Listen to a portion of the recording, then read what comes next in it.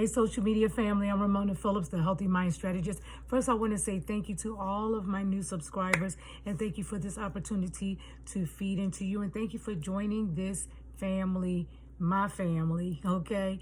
So anyway, it's so important that we are wanting to have healthy relationships. Now, some of you may be in a relationship with someone that may be chemically addicted. Many years ago, I was in a relationship when my husband was an alcoholic. And yeah, I waited for him to change. I tried to say all the right things to get him into recovery or get him into Alcoholics Anonymous to get some help. But we don't want to justify a person's drinking. We don't want to blame ourselves for their drinking. And a lot of times they had the issue, the problem, the addiction before they even got into a relationship with us. So I just want to share a little bit of information on that today. And hopefully that can help you to take care of yourself, okay? And there's also a support group called Al-Anon for family members and friends affected by someone else's drinking, okay? God does not want us to shame ourselves. He wants us to acknowledge where we may be affected emotionally, which can also affect us spiritually if we're too close to someone that's struggling with an addictive behavior, okay? Because a lot of times we suffer because we're watching them suffer, and then we don't understand why we're feeling anxious or angry or fearful, right? And we're stressed out because we're worried about the other person, and that's something that we do not want to do. So you don't want to justify your person's drinking by saying he has had a stressful day or needs to relax. You hopefully are not making excuses when your girlfriend or your boyfriend can't come to social functions because she is under the influence of heroin or maybe drunk somewhere or just running the streets because they're feeding to the addictive behavior. I remember many years ago, I just remember thinking about that not too long ago. I remember when I was in that particular marriage, which was over 20 years ago, 20-something years ago.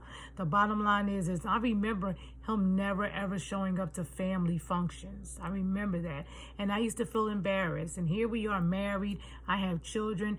Thanksgiving, I'm going to my mom's house or something like that. And he never, ever came to any of the family functions.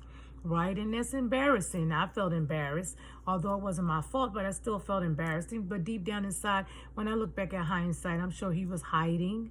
He was hiding because he didn't feel good enough, did not feel good enough. So it's important that we acknowledge the fact that that person needs help, but we may need some help too. When I decided to get into therapy 30 years ago, I decided, what? I am sick and tired of being sick and tired, and I cannot change this person. So what do I need to do? I cried out to God, and I said, I've done all that I know how to do. I've done what I know to do, and I just don't know what else to do.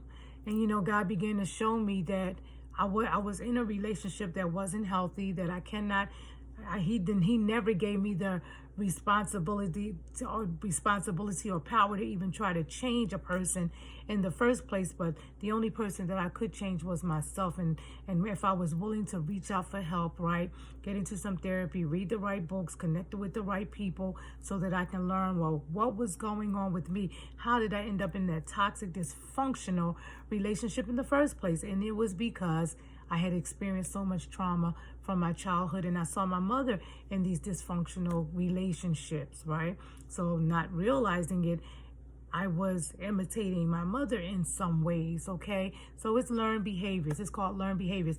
But the good part about it is I was able to unlearn some of those old behaviors, and you can too, and you can too, and you can too, okay? So you can stop shaming yourself, right? You can cry out to God and ask God to help you, right?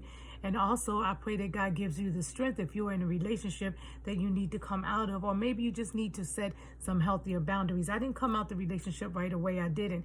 Actually, what I did was I went and got some help right away. I just signed up. I just went. I took the trip or whatever it is I needed to do.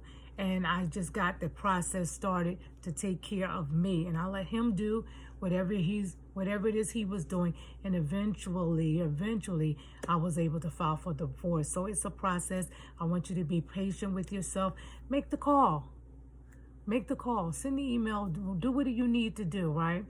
But be willing to love and take care of yourself, because you're not responsible. You're not responsible for other people's actions. They're responsible for their own actions, their own behavior, their own recovery process. They're responsible for asking for the help that they need. And sadly to say, many don't and many do. Right? But the help is available because God loves his creation. Okay, so anyway, I'm Ramona Phillips, the Healthy Mind Strategist. If you want to reach out to me, you can email me at traumadefeated@gmail.com. Go visit my website at traumadefeated.com, right? Traumadefeated.com is a whole lot of information there as well. Please like, share, and subscribe if you haven't subscribed.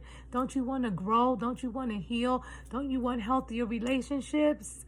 Well, you can't grow by yourself. You can't do it all by yourself, okay? So just keep showing up, and I'll just keep talking to you, okay? I'm Ramona Phillips, the Healthy Mind Strategist. Talk to you later. Bye-bye.